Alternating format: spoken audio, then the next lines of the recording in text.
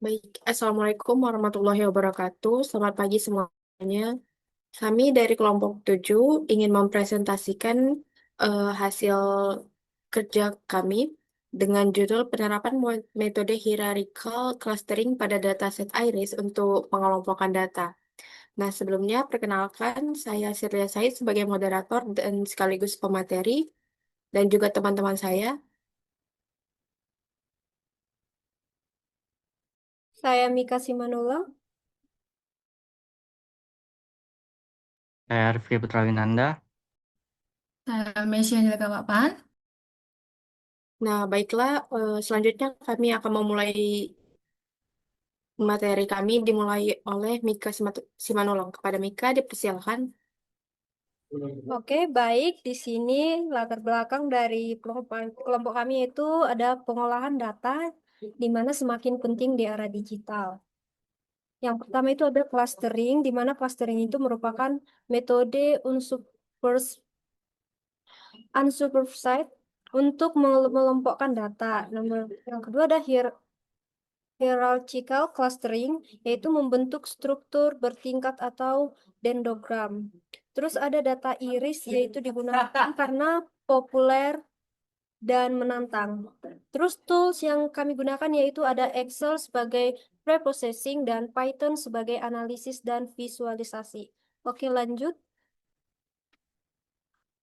Terus rumusan masalah, di mana rumusan masalahnya itu adalah bagaimana proses pengolahan dataset iris menggunakan Python dan Excel.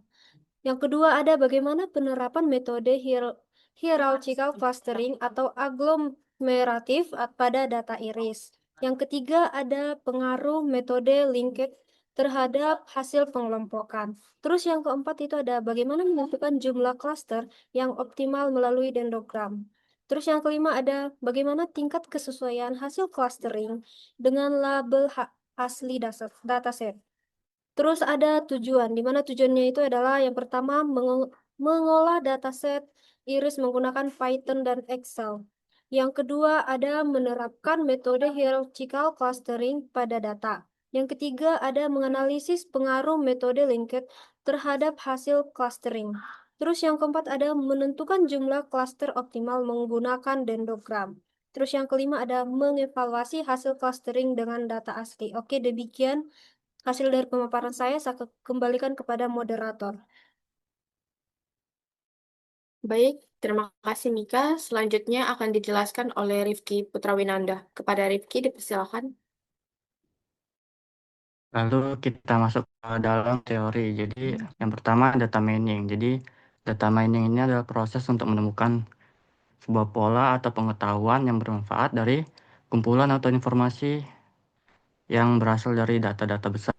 Jadi proses ini tidak berdiri sendiri, melainkan gabungan dari teknik statistika, machine learning, dan sistem database. Tahapannya dimulai dari menyeleksi data, membersihkannya atau pre-processing, terus mengubah formatnya atau transformasi, dan melakukan penggalian data atau data mining, dan diakhiri dengan evaluasi hasil. Lalu untuk clustering, jadi ini adalah salah satu teknik dalam unsupervised atau pembelajaran tanpa label yang mengelompokkan data berdasarkan kemiripan.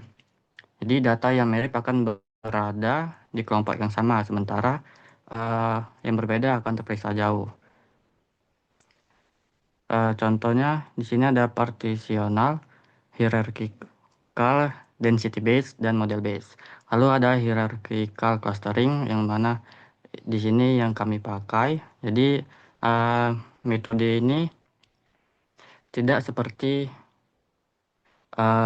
K-means yang memerlukan jumlah kelompok di awal. Jadi hierarchical clustering ini membentuk struktur pengelompokan yang bertingkat seperti pohon atau dendrogram.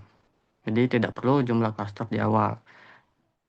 Lalu di sini ada jenis pendekatannya. Yang pertama ada aglomeratif atau bottom up. Jadi ini yang paling sering digunakan. Yang caranya itu adalah setiap satu data dianggap sebagai satu cluster kecil, lalu perlahan-lahan digabung dengan tetangga terdekatnya sampai semuanya menjadi satu kesatuan yang besar. Lalu kedua ada divisive atau top down. yang mana ini kebalikan dari aglomeratif. Ya, jadi dimulai dari satu kelompok besar lalu dipecah-pecah menjadi kelompok yang lebih kecil. Jadi langkahnya itu hitung jaraknya, gabung gabung klasternya lalu diulangi sampai menjadi satu kesatuan. Lalu selanjutnya ada distance metric. Jadi ini digunakan untuk mengukur seberapa jauh atau dekat jarak antar titik-titik datanya. Jadi ada Euclidean distance yang mana itu paling umum untuk menghitung jarak lurus antar dua titik. Lalu ada data dinormalisasi atau J-score, yang mana ini sangat penting untuk menstandarisasi skala data agar variabel dengan angka besar tidak mendominasi perhitungan. Lalu ada linkage methods, di mana dia menentukan jarak antar cluster. Yang pertama ada single linkage, yaitu berdasarkan jarak terpendek antara anggota cluster. Lalu complete linkage, jadi itu berdasarkan jarak terjauh antara anggota cluster. Lalu ada average linkage berdasarkan rata-rata jarak seluruh anggota. Lalu terakhir ada worst, yang mana itu fokus untuk meminimalkan varians di dalam cluster sehingga menghasilkan kelompok yang lebih padat dan optimal. Lalu dendrogram, yaitu visualisasi berbentuk pohon yang menunjukkan urutan penggabungan klaster. Jadi kita bisa menentukan jumlah kelompok yang paling pas dengan menarik garis horizontal pada titik tertentu di dendrogram ini. Lalu ada evaluasi clustering. Yang pertama ada ARI atau bandingkan dengan label asli. Jadi ini digunakan jika kita ingin membandingkan hasil clustering dengan label asli, seperti membandingkan hasil cluster dengan spesies asli di dataset IRIS. Lalu ada Silhouette score atau tanpa label. Jadi digunakan untuk menilai seberapa baik sebuah data masuk ke clusternya sendiri dibandingkan dengan cluster yang lain. Itu saja teori di sini. Saya kembalikan ke moderator. Baik, terima kasih Rifki. Selanjutnya ada implementasi Excel.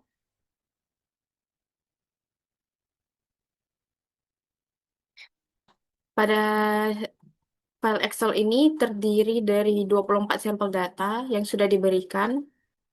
Nah, seperti yang dijelaskan sebelumnya, langkah pertama yang harus dilakukan itu adalah normalisasi datanya. Nah, di mana kita melakukan normalisasi ini tuh tanpa label juga ya, karena setiap fitur ini punya rentang nilai yang berbeda. Jadi normalisasi ini memastikan tidak ada satupun fitur yang mendominasi dalam perhitungan jarak hanya karena angka nominalnya itu lebih besar. Nah, di sini kami menyeimbangkan semua fitur agar memiliki min 0 dan standar deviasinya itu 1. Nah, baik, selanjutnya ke sheet selanjutnya adalah matriks jarak. Nah, setelahnya itu adalah menentukan matriks jarak Euclidean. Nah, di mana eh, eh, ini dihitung jarak antar setiap sampel data. Nah, logikanya itu seperti semakin kecil nilai jaraknya, berarti kedua bunga tersebut itu semakin mirip secara karakteristik fisiknya. Nah, matriks ini juga menjadi fondasi utama bagi algoritma untuk menentukan siapa yang akan digabung terlebih dahulu. Baik, selanjutnya ada word linkage,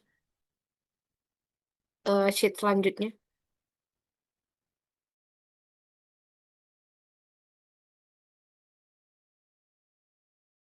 Ya,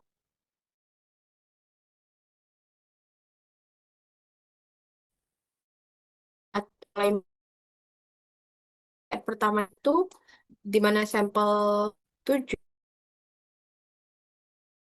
memiliki kenaikan terkecil, yaitu dengan jarak 0,350. Nah, proses ini tuh diulang lagi secara terus hingga semua data menyatu dalam satu grup besar pada jarak 10,2463. Nah,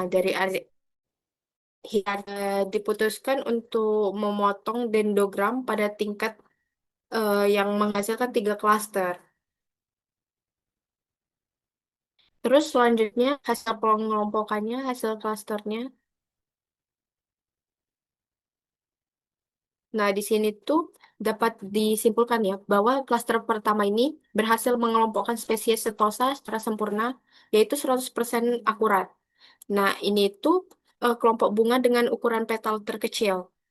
Nah, selanjutnya untuk klaster 2 dan klaster 3 ini merupakan kelompok bunga menengah dan besar. Nah, di sini tuh tadi campuran antara spesies versikan, spesies virginica yang memang secara alami memiliki kemiripan fitur yang sangat tinggi. Oke, untuk selanjutnya adalah evaluasi. Di sini dilakukan validasi menggunakan 2 metrik, yaitu Silhouette Score dan Adjust Range Index atau ARI, seperti yang dibilang sebelumnya. Nah, untuk silhouette score-nya yaitu 0,4190, di mana menunjukkan bahwa secara internal pengelompokan ini sudah cukup kompak. Nah, terus selanjutnya Adjusted Range Index atau ARI, yaitu ya, yang dimana mengonfirmasikan bahwa clustering tanpa label ini memiliki kesesuaian yang cukup baik dengan label spesies asli di lapangan. Nah, untuk visualisasi dengan PCA-nya itu udah mendukung temuan ini, yang dimana terlihat jelas pemisahan antara setosa dengan 2 spesies lainnya, meskipun versicolor dan virginica menunjukkan sedikit area yang tumpang tindih atau overlap. Baik, sekian dari penjelasan saya. Selanjutnya akan dijelaskan oleh Maisy Angelica Pahan. Pada Maisy, dipersilakan.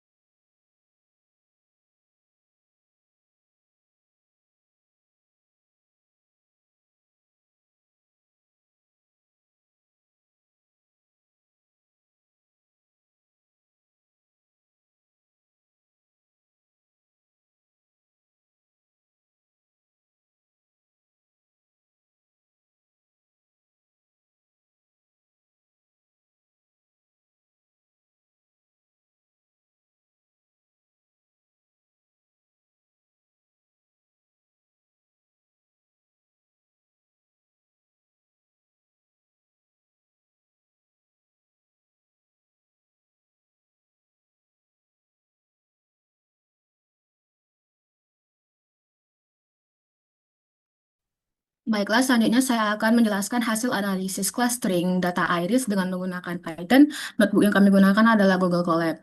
Jadi, library yang kami gunakan itu antara lain ada Pandas dan NumPy sebagai pengolahan data, Matplotlib dan Seaborn untuk visualisasi, kemudian Standard Scalar untuk normalisasi data, PCA untuk reduksi dimensi, serta beberapa fungsi seperti Skippy, eh, beberapa fungsi dari Skippy seperti linkage, dendrogram, dan vcluster untuk melakukan proses hierarchical clustering.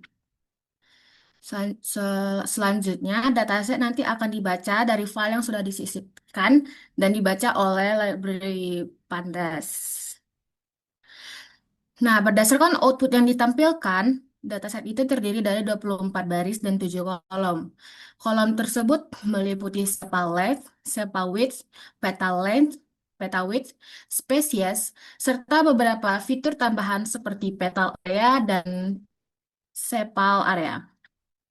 Kemudian ditampilkan juga distribusi data, yaitu terdapat 11 data Virginica, 7 data versicolor, dan 6 data setosa. Setelah itu dilakukan pemisahan antara fitur dan tabel. Fitur yang digunakan untuk proses clustering adalah sepal length, sepal width, petal length, dan petal width. Sedangkan label spesies tidak digunakan dalam proses clustering karena eh, melainkan hanya digunakan untuk evaluasi di akhir. Dikarenakan clustering merupakan metode unsupervised learning. Selanjutnya, dilakukan normalisasi data dengan metode Z-score dengan standar scalar. Tujuannya itu untuk menyamakan skala semua fitur agar tidak ada fitur yang mendominasi dalam perhitungan jarak. Berdasarkan output yang terlihat, bahwa nilai rata-rata mendekati 0 dan standar deviasi mendekati 1 yang menunjukkan bahwa proses normalisasi telah berhasil dilakukan dengan baik. Nah, selanjutnya setelah data dinormalisasi, langkah berikutnya adalah menghitung jarak antara data menggunakan Euclidean distance. Nah, hasil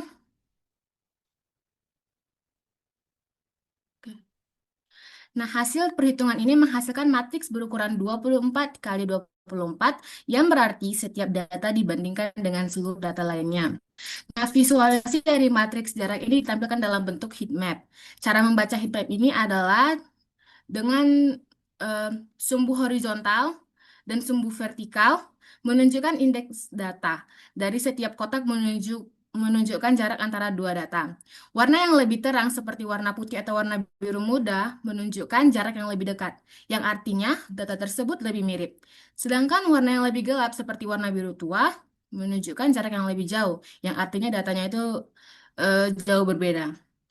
Nah, jika kita perhatikan terdapat blok-blok yang warna terang di sepanjang diagonal, yang menunjukkan bahwa data dalam kelompok yang sama memiliki kemiripan yang tinggi. Sedangkan di luar blok terdapat warnanya lebih gelap yang menunjukkan perbedaan antara kelompok.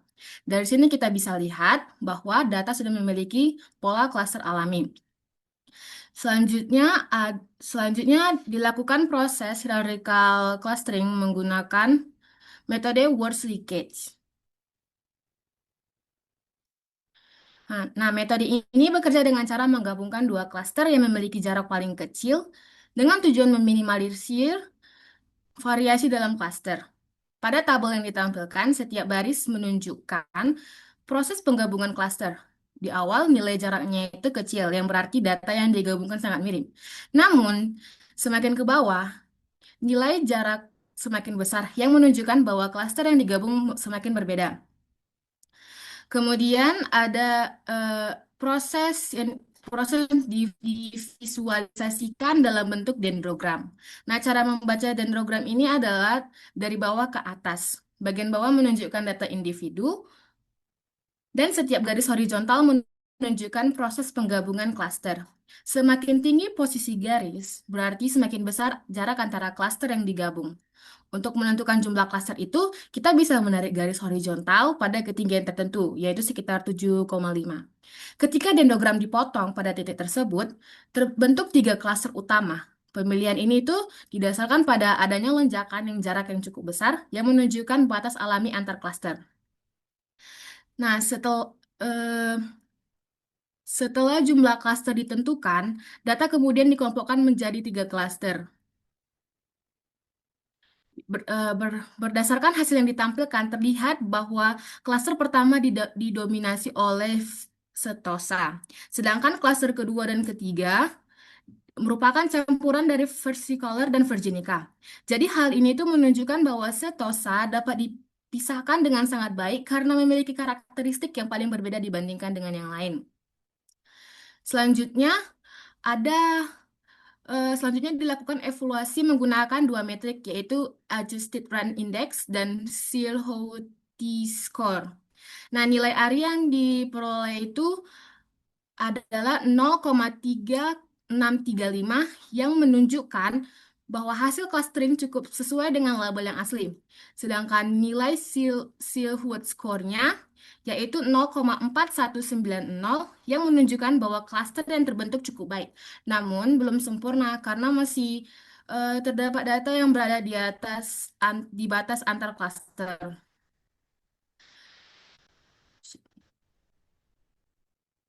Nah, untuk memvisualisasi hasil clustering digunakan PCA untuk mereduksi data menjadi dua dimensi. Nah, pada grafik sebelah kiri ini Ditampilkan hasil clustering di mana setiap warna menunjukkan klaster yang berbeda. Sedangkan pada grafik sebelah kanan ditampilkan tabel asli dari dataset. Nah, jika dibandingkan, terlihat bahwa posisi data pada kedua grafik hampir sama. Klaster Sentosa terlihat terpisah dengan sangat jelas, sedangkan versi Color dan versi Nika masih sedikit tumpang tindih. Hal ini menunjukkan bahwa hasil clustering cukup mendekati kondisi sebenarnya. Selanjutnya ditampilkan heat map rata-rata fitur pada setiap cluster. Pada heatmap ini, setiap baris menunjukkan cluster dan setiap kolom menunjukkan fitur. Tampilkan heatmap rata-rata pada setiap cluster. Pada heatmap ini, setiap baris menunjukkan cluster dan setiap kolom menunjukkan fitur. Warna yang lebih gelap menunjukkan nilai yang lebih besar. Dari sini terlihat bahwa cluster pertama memiliki nilai peta yang lebih kecil, yang merupakan ciri dari Sentosa. Klaster kedua memiliki nilai sedang yang sesuai dengan versi color, sedangkan klaster ketiga memiliki nilai paling besar yang merupakan ciri dari Virginica. Ini menunjukkan bahwa fitur peta menjadi pembeda antar klaster. Nah, ringkasan sebagai ringkasan jumlah data yang digunakan itu adalah 24 dengan jumlah kasus sebanyak 3 dan nilai R score-nya itu 0,3635 dan Silhouette score-nya itu ada 0,4190. Jadi, distribusi klaster juga menunjukkan bahwa masing-masing klaster memiliki karakteristik yang berbeda. Sekian dari saya kembalikan ke moderator. Baik, terima kasih atas penjelasannya, Messi. Nah, selanjutnya itu adalah kesimpulan. Kembali lagi ke PowerPoint-nya. Nah, yang pertama itu adalah efektivitas metode, di mana implementasi hierarchical clustering atau word linkage ini berhasil membentuk 3 klaster utama yang merepresentasikan struktur biologis dataset iris secara alami. Nah, yang kedua adalah akurasi spesifik, di mana algoritma mampu memisahkan spesies setosa dengan akurasi 100% atau sempurna karena perbedaan morfologi yang kontras. Nah, yang ketiga adalah qualities model, yaitu menghasilkan performa unsupervised yang solid dengan nilai ARI 0,3635 dan silhouette score yaitu 0,4190. Nah, selanjutnya adalah validasi lintas platform, yang dimana hasil komputasi Python terbukti identik dengan perhitungan manual di Microsoft Excel, yang dimana menjamin validitas implementasi algoritmanya. Nah, selanjutnya adalah fitur penentu, yaitu variabel peta length dan peta width menjadi parameter pembeda paling krusial dalam pembentukan kelompok bunga. Nah, dan yang terakhir adalah analisis spasial, yaitu visualisasi PCA, yaitu dua dimensi yang mengonfirmasikan pemisahan ruang yang jelas antara setosa dan dengan kelompok perscalar Virginica. Baiklah, sekian dari pemaparan materi dari kelompok kami. Lebih dan kurang kami mohon maaf. Terima kasih.